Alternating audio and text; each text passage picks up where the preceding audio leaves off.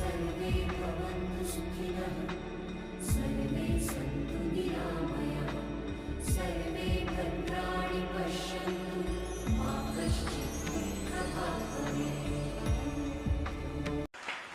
In your last term as the Chief Minister, you had entrusted to ISKCON Bangalore another vision of yours. This is a project of religious tourism at Penukonda, just 1 hour from Bangalore.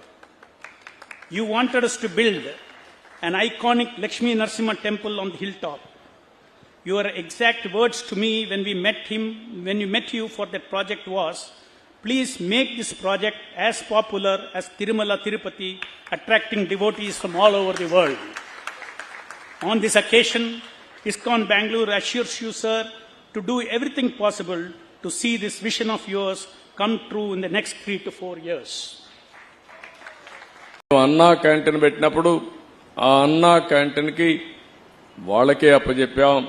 ఒక చిన్న complaint లేకుండా బ్రహ్మాండంగా అన్నా canteen నిర్వహించిన ఘనత కూడా అక్షయ పాత్రదని చెప్పి కూడా నేను మీకు తెలియజేస్తున్నా. 203 కేంద్రాలు పెట్టాం. ఆ 203 కేంద్రాల ద్వారా పెద్ద ఎత్తున పెడితే ఈరోజు గడచిన ప్రభుత్వం అన్నా క్యాంటీన్ల పైన కక్ష కట్టి మూసేసే పరిస్థితికి వచ్చారు. మళ్లీ తొందరలోనే అన్నా క్యాంటీన్లు ప్రారంభిస్తామని చెప్పి మీ అందరికీ హామీ ఇస్తున్నా. దీనికి ఒక స్ఫూర్తి కూడా ఉంది. ఒక పక్క అక్షయ పాత్ర, ఒక పక్క నందమూరి తారక రామారావు గారు కూడా మొట్టమొదటిసారిగా తిరుమల తిరుపతి దేవస్థానంలో అన్నదానం ప్రారంభించారు. ఆ కార్యక్రమానికి శ్రీకారం చుట్టారు. ఈరోజు దాతలకు కొదవలేదు. ఈ దేశంలో నమ్మకమైన వ్యవస్థ ఉండాలి. వెంకటేశ్వర స్వామి దేవాలయంలో అన్నదానాన్ని ప్రారంభిస్తే ఇప్పటికే 1000 కోట్లు 1200 కోట్ల రూపాయలు కార్పస్ ఫండ్ ఉంది. నేనెప్పుడు వెంకటేశ్వర స్వామి మా ఇంటి కులదైవం.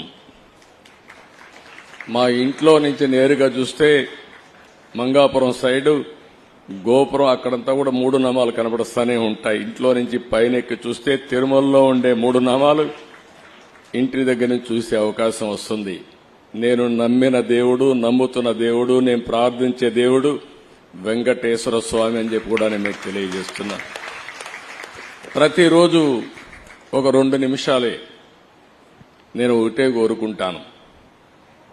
దండం పెట్టుకొని 1 నిమిషం ప్రార్థన చేసి, ఇప్పుడు ఒకసారి చూస్తే నాకు ప్రాణ భిక్ష పెట్టింది కూడా వెంకటేశ్వర స్వామి. అదొక మిస్టరీ కూడా.